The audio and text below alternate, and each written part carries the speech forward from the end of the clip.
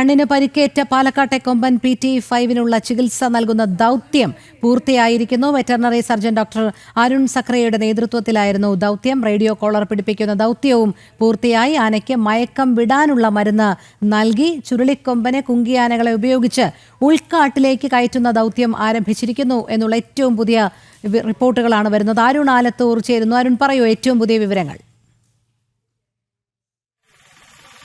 ഇന്ന് രാവിലെ ഒരു 8 മണിയോടുകൂടെയാണ് ഈ പാലക്കാട്, വാളയാർ, കഞ്ചിക്കോട്, മലമ്പുഴ തുടങ്ങിയ മേഖലകളിലൊക്കെ തുടർച്ചയായി ജനവാസ മേഖലയിൽ ഇറങ്ങുമായിരുന്ന ആ PT5 എന്ന ചുരുളിക്കൊമ്പന് ചികിത്സ നൽകുന്നതിന് വേണ്ടിയുള്ള ദൗത്യം ആരംഭിക്കുന്നത്. 2 കുങ്കിയാനകളെ ഉൾപ്പെടെ, അതായത് വയനാട്ടിൽ നിന്നും കൊണ്ടുവന്നിട്ടുള്ള വിക്രം, ഭരത് എന്നീ 2 കുങ്കിയാനകളെ ഉൾപ്പെടെ ഉപയോഗിച്ചായിരുന്നു ഈ ദൗത്യം ആരംഭിച്ചത്. ആദ്യം കുങ്കിയാനകളാണ് ഈ ആനയ്ക്ക് മയക്കുവെടി വെക്കുന്ന മറ്റ് നടപടികൾക്ക് വേണ്ടി വനത്തിലേക്ക് തിരിച്ചത്.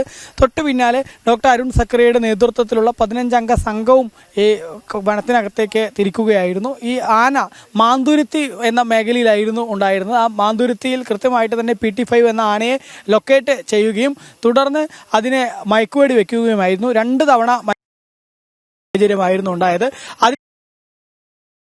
ഡോക്ടർമാരുടെ ആനയെ പരിശോധിച്ച സമയത്ത് ആനയുടെ കണ്ണിന് കാഴ്ച ശക്തി നല്ല രീതിയിൽ കുറവുണ്ട് എന്ന്, കണ്ണിന് പരിക്കുണ്ട് എന്നുള്ള കാര്യം ഡോക്ടർമാർക്ക് സ്ഥിരീകരിക്കാൻ കഴിഞ്ഞു എന്നുള്ളതാണ്. കണ്ണിൽ നിന്ന് തുടർച്ചയായിട്ട് ഇങ്ങനെ വന്നുകൊണ്ടിരിക്കുന്ന ഒരു സാഹചര്യമായിരുന്നു ആ സമയത്ത് ഉണ്ടായിരുന്നത് എന്നുള്ളതാണ്. മാത്രമല്ല ഈ ആനയുടെ കാലിന്റെ ഭാഗത്തും മറ്റുമൊക്കെ ആയിട്ട് മുറിവുകളും കണ്ടിരുന്നു എന്നുള്ളതാണ്. തുടർന്ന് ഈ ഡോക്ടർ അരുൺ സക്രയുടെ നേതൃത്വത്തിൽ മറ്റുമൊക്കെ നൽകുകയുണ്ടായി. അതിനുശേഷം ഈ ആനയിൽ റേഡിയോ കോളർ കൂടെ ഘടിപ്പിക്കുകയും ചെയ്തിട്ടുണ്ട് എന്നുള്ളതാണ്. ഇപ്പോൾ ഈ ആനയ്ക്ക് മയക്കം തെളിയുന്നതിന് വേണ്ടിയുള്ള മരുന്നുകൾ നൽകിയിട്ടുണ്ട് എന്നുള്ളതാണ് വനംവകുപ്പ് അധികൃതർ പറയുന്നത്. ഞാൻ നിൽക്കുന്ന മാന്തുരുത്തിയിലെ റോഡരികിലേക്ക് അല്പസമയത്തിനകം തന്നെ വനംവകുപ്പിന്റെ സംഘം ഈ ദൗത്യം പൂർത്തിയാക്കി തിരിച്ചു വരും. എന്തൊക്കെയായിരുന്നു അവർ ചെയ്തത് എന്നുള്ളതിന്റെ കൂടുതൽ വിശദമായ വിവരങ്ങൾ അല്പസമയത്തിനകം തന്നെ അവർ മാധ്യമങ്ങളോട് വിശദീകരിക്കുമെന്നുള്ളതാണ് മനസ്സിലാക്കാൻ സാധിക്കുന്നത്. ഏതായാലും ഈ ആനയ്ക്ക് കണ്ണിന് കാഴ്ചയ്ക്ക് ബുദ്ധിമുട്ട് അനുഭവപ്പെട്ടുകൊണ്ട് തുടർച്ചയായി ജനവാസ മേഖലയിൽ ആന ഇറങ്ങുകയും മാത്രമല്ല ആന പടക്കം പൊട്ടിച്ചും മറ്റുമൊക്കെ അതിനെ കാട് കയറ്റാൻ ശ്രമിക്കുമ്പോഴും അത് കാട് കയറാതെ നിൽക്കുകയൊക്കെ ചെയ്തപ്പോൾ നാട്ടുകാർ തന്നെ വലിയ അതിന്റെ ദയനീയ സ്ഥിതി കണ്ടുകൊണ്ട് അതിന് ഏതെങ്കിലും തരത്തിൽ ചികിത്സ നൽകണമെന്നൊക്കെയുള്ള ആവശ്യം ഉന്നയിക്കുന്ന ഒരു സാഹചര്യം ഉണ്ടായിരുന്നു.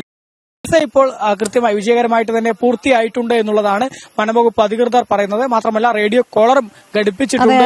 ഒരു കാര്യം കൂടി, ആനയുടെ ശരീരത്തിൽ ആഴത്തിലുള്ള മുറിവുകൾ ഇല്ല എന്നുള്ളത് പറയുന്നുണ്ട്. നിലവിൽ ഇപ്പോൾ ആദ്യഘട്ടത്തിലുള്ള ദൗത്യം പൂർണ്ണമായിരിക്കുന്നു. അതുകൊണ്ട് തന്നെ ഇനി ഉൾക്കാട്ടിലേക്ക് ആനയെ തുരത്തിയാലും പ്രശ്നങ്ങളില്ല എന്ന് തന്നെയാണോ വനംവകുപ്പ് അധികൃതർ പറയുന്നത്?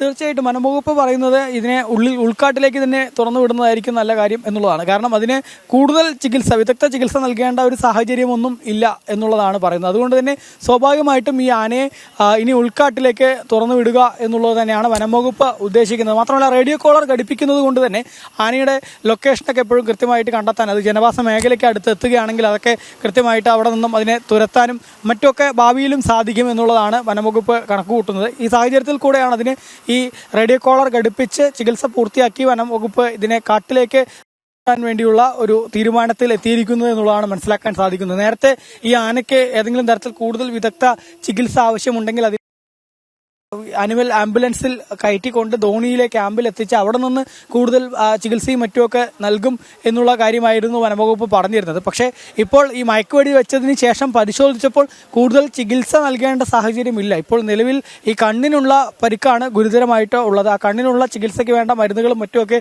നൽകിയിട്ടുണ്ട് എന്നുള്ളതാണ്. കാലിനും മറ്റൊന്നും കാര്യമായ പരിക്കുകളില്ല. അതായത് ഈ ആനയ്ക്ക് കാഴ്ചയ്ക്ക് പ്രശ്നമുള്ളത് കൊണ്ട് തന്നെ മറ്റോ കമ്പുകളിലോ മരങ്ങളിലോ ഒക്കെ തട്ടി കാലുകൾക്ക് മുറിവേറ്റതായിരിക്കാം എന്നുള്ളതാണ് പ്രാഥമിക നിഗമനം. റബ്ബർ ബുള്ളറ്റോ മറ്റൊന്നും കൊണ്ടുണ്ടായ മുറിവുകളല്ല എന്നുള്ളതാണ് ഇപ്പോൾ പ്രാഥമികമായിട്ട് ലഭിക്കുന്ന. ശരി, എന്തായാലും PT5 ചികിത്സ ദൗത്യം വിജയകരമായി തന്നെ പൂർത്തിയാക്കിയിരിക്കുന്നു എന്നാണ് മനസ്സിലാക്കാൻ കഴിയുന്നത്. അരുൺ ആലത്തൂറാണ് വിവരങ്ങൾ നൽകിയത്.